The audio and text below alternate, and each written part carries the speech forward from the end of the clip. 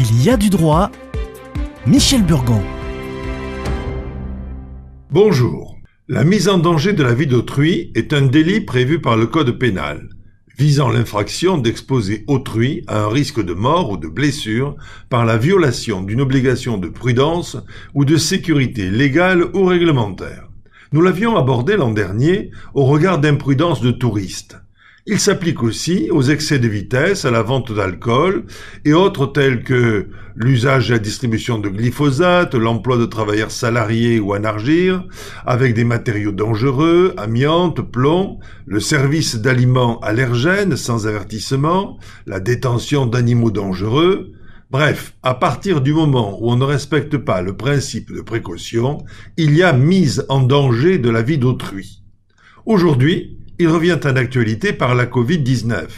Face à la pandémie, les comportements imprudents ne sont pas plus légaux que les excès de vitesse. Ils peuvent être aussi, voire plus dangereux. Qui pourrait mettre en danger la vie d'autrui ?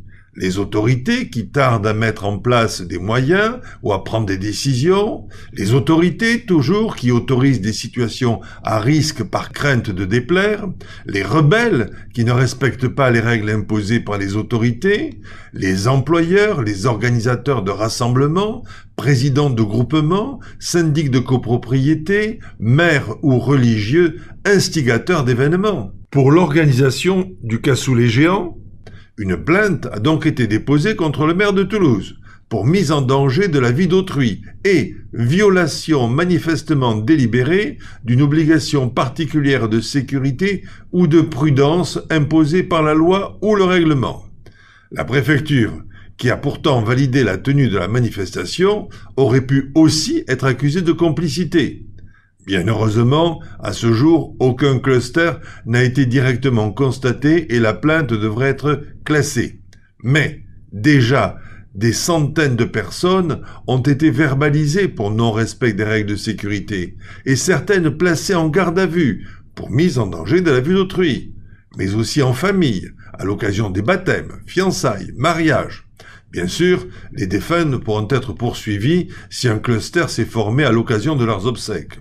Mais la constatation de la responsabilité pourrait même permettre de requérir la sanction de l'indignité successorale si le décès résulte de contacts imprudents avec son héritier.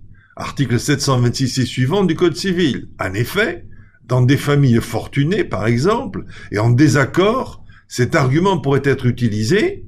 Une visite imprudente à une personne âgée peut la tuer, et même tuer ses voisins.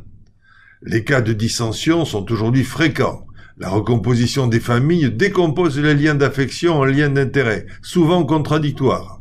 Alors, soyez prudents et avisés, et consultez la page de l'émission. À la semaine prochaine.